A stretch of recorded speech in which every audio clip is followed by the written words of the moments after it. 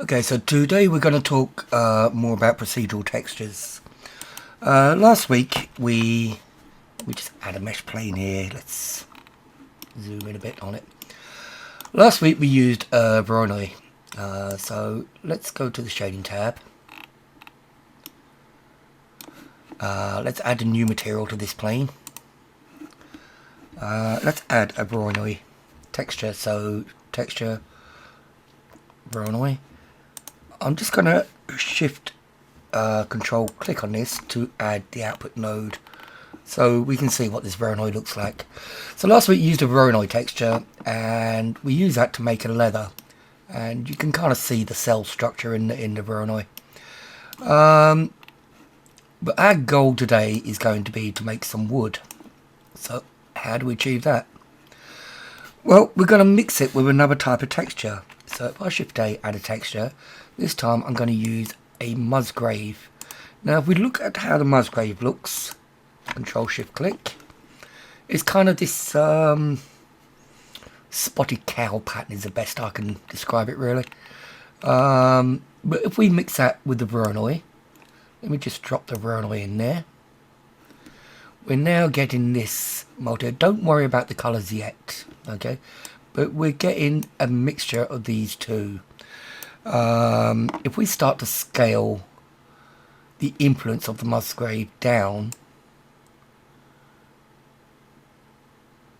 okay, somewhere about there, and let's scale this up. You can see we're starting to get some banding, a bit like wood grain. Alright, so this looks nothing like wood yet, so let's delete this viewer. What we're going to do, we'll use a principle on this one, is let's choose a wood colour here, a brown, a dark brown. Let's kind of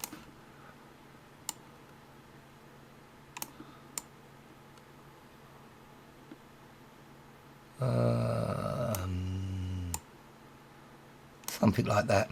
Okay, we're gonna add a subsurface. This, we'll come to that in a minute, but what we're gonna do with this texture is we're gonna use it on the metallic portion.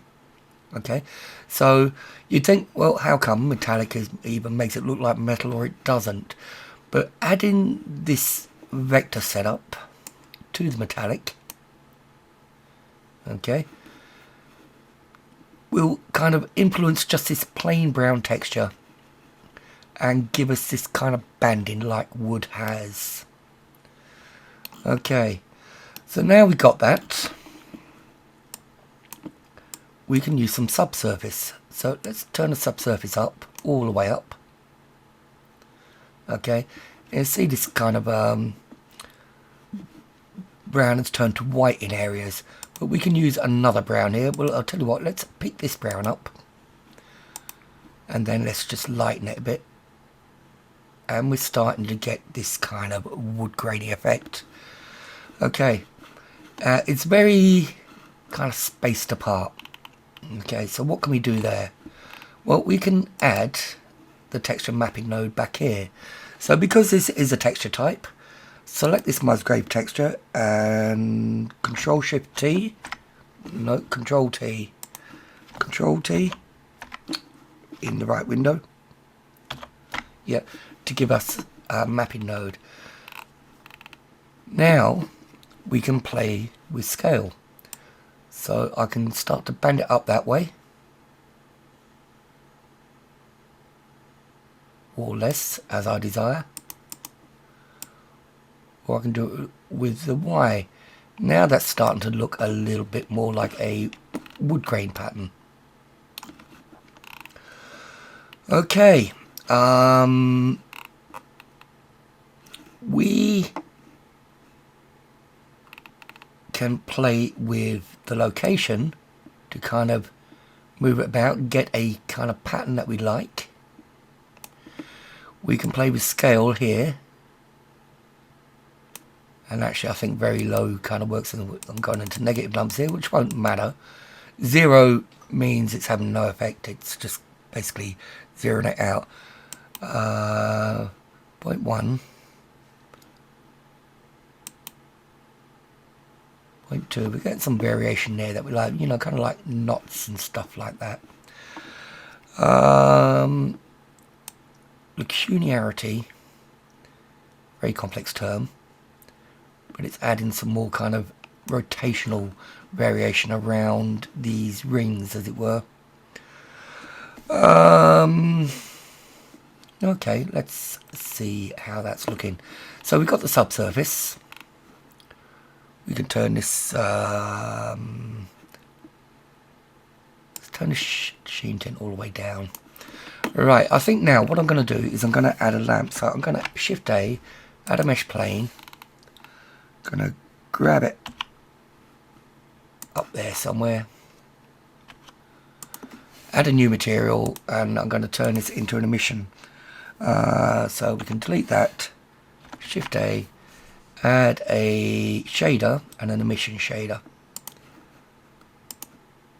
Turn this into a lamp. We go into rendered view now. We can see we have got some light there. We can turn this up or down. Alright. Trying to get this. So we see we're starting to build a bit of a wood here. So let's go back to the wood. These next two, speculate, speculatin and roughness. Let's turn those all the way up. Okay. And the next thing I'm going to do is add some clear coat. And turn the clear coat roughness down. Alright, so we've got this kind of wood here. I think we're finished messing around here for the minute. But what we want to do is we want to add some surface displacement on it, like we did with the leather, to pick this grain out. So what I can do here is I'm going to change this color to metallic rather than the distance, and the distance I'm going to plug it into the displacement, and you see it's adding, you can kind of see it there, quite a bit displacement, but obviously way too much. So we need to control that displacement. So I'm going to Shift A, I'm going to add a math node, which is under converter, and I'm going to change that to multiply. What multiply will give me is a slider value here, where 1 is kind of like full, and obviously anything below 1 is lesser values. I'm going to bring this right the way down, I think. Use my Shift key to bring it down slowly.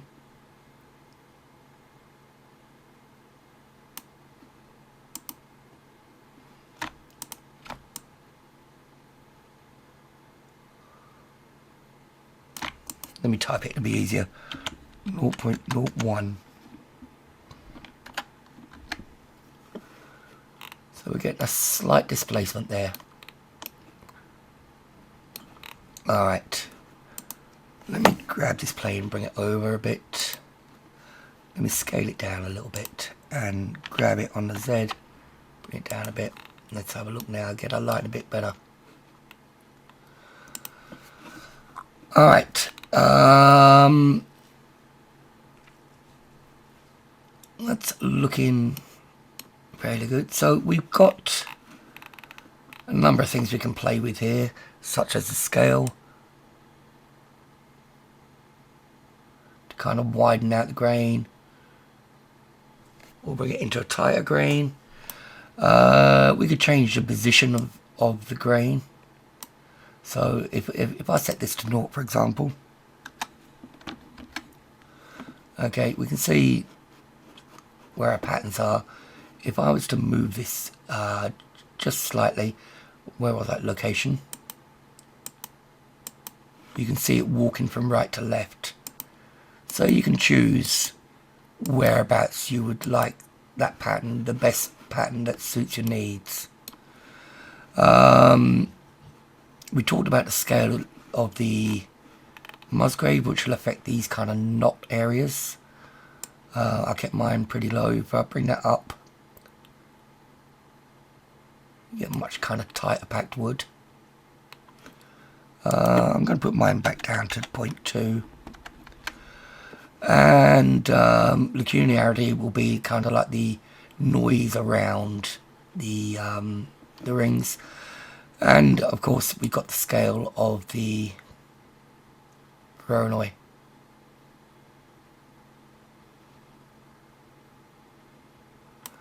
So it's a matter of finding something that you like the look of on your material. Let's call it about there. Alright, so that is a very kind of basic wood using two textures mixed with the mapping node, and obviously a bit of displacement there. Well, I've got 1.01 or 1.1.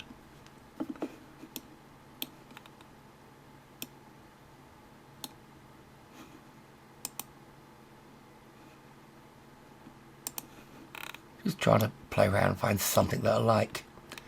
Okay, so that is a very kind of basic wood, simply made with two textures.